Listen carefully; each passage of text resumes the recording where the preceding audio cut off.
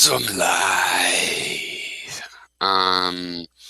All right. Well, one of the dozen useful things I learned from my philosophy education was the idea that when you're going to argue with somebody or disagree with somebody, you should take their argument and take the most reasonable interpretation of it to the point of repairing their argument if necessary. So, for example, in the most trivial case, if they have misspellings, it's like if they have an incoherent argument and there's misspellings, you don't go for the misspellings because they're immaterial.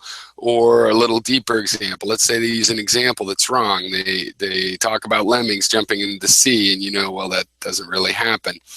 You take the meaning and possibly find even a better example, or take it as a metaphorical example or whatever. You take the best possible interpretation that you can. And so that's what this video is my best possible interpretation of where the social justice warriors are coming from. Now, before I make the easy to digest explanation of my understanding of where anti-SJWs are coming from, let me explain in a little asterisk what I really think. What I really think is it's actually very easy to tell dogmatic philosophies from skeptical philosophies based on those philosophies' claims about certainty, what certainty is, basically features of their epistemology that relate to this is annoying here, I'm going to fix this, that relate to their epistemology and how they hold the things they believe. Given that we all believe the things we believe, what are your certainty claims? And that this is really where the difference comes down to. But I have a much more simpler or easier to digest explanation that has to do with something else important to me, which is that I'm going to be calling myself a social justice peace act. Why is it so hard to say? Because it's fundamentally corrupt. A social justice peace activist.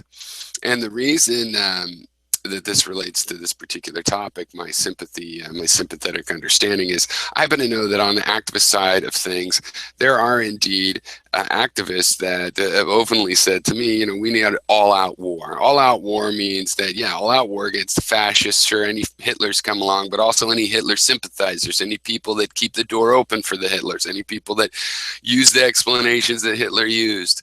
Like Bill O'Reilly is talking about, free speech on campuses. It's fascism, as if fascists are the only ones that would clamp down on free speech. Not the case, but still, you look for criteria like that, at least you can explain to people what you mean by the word you might be misusing.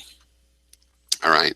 Now, so back to the point, some activists believe we need to have all-out war. And again, all-out war has ramifications. It means, you might burn some guy's house down that you thought was a fascist. Maybe you knew, maybe he was, maybe he admitted it.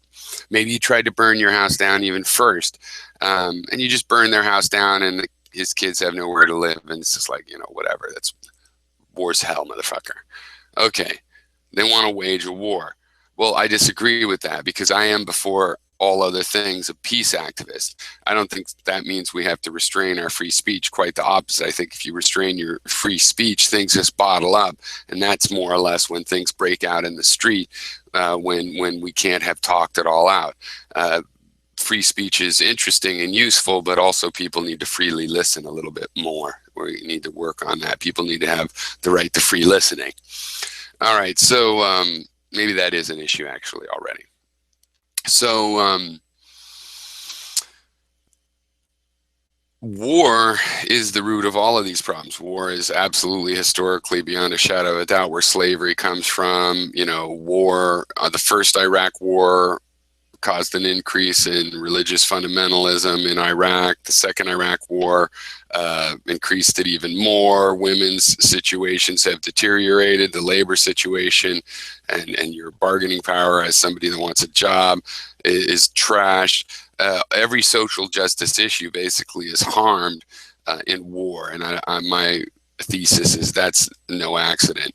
So social justice activists that believe we should have a war just don't get it, right? They just don't get that the war is counterproductive, and real physical war with tanks and guns leads to these things we can see, but also fighting arguments like war instead of having a discussion also leads to analogous wastelands in which the hordes of warlords can rise up. And that's largely what we're seeing. And because the chaos of war in our way of thinking, we see the chaos of decayed society online, and it's our fault as much as anything. So by being a social justice peace activist, I'm distinguishing myself specifically on this fact of this warlike thing, because basically these people have declared war on you, Noel Plum, who's a reasonable person, war on Thunderfoot, who I think is a jerk face, just to put it succinctly. But he's well within not being a Nazi land. And I can recognize that politically he's more liberal than a lot of the political adversaries I'm dealing with in this day and age, right? So the idea of having war, and so we're going to include everybody we can find and put on the list of candidates to attack in that war, everybody whose territory we need to take over and whatnot. I'm not into that. I know that it will lead to negative consequences, or believe it will, based on the theory that there's better ways to resolve conflict than war, not least of which because war doesn't resolve conflicts. I mean, why do they speak English in Maine? Because of a war hundreds of years ago. Yeah, the whole shape of the world is because of these wars. So, I mean, a weakness in my thesis that war is behind all the social injustices. We've had so much war, we've never seen what it would be like without war. On the other hand, we can see in the Iraq war that, you had a pretty secular society. There were issues. They were getting a lot of money from the West and help from the West and involvement. Rumsfeld shaking Saddam's hand, and then war, and now it's a shithole. They had engineering. They were a educated place in the Middle East, and boom, now shithole because of war. So even though we have a world of just perpetual war, it's not literally every second equal, and we can look at a local phenomenon of a particular war and see the conditions before and after, and really it's a no-brainer to figure out what the results are. And it's a little more complicated to figure out what the results are from fighting rhetorical battles that way, but you can be sure they'll be similar. Once you figure out how the analogies work, you will be able to find the similar patterns in the results, which is the rise of chattel and slavery economies, absolute leaders with their fans and drones, that kind of a phenomenon, right? You'll see a total demolition of just respect for people as fellow humans. Think about it. Do you know? I mean, you should know by now what occupied countries are like. And we don't really need to be doing things that way. So I disagree with social activists like that, because I think they lack the breadth of their understanding.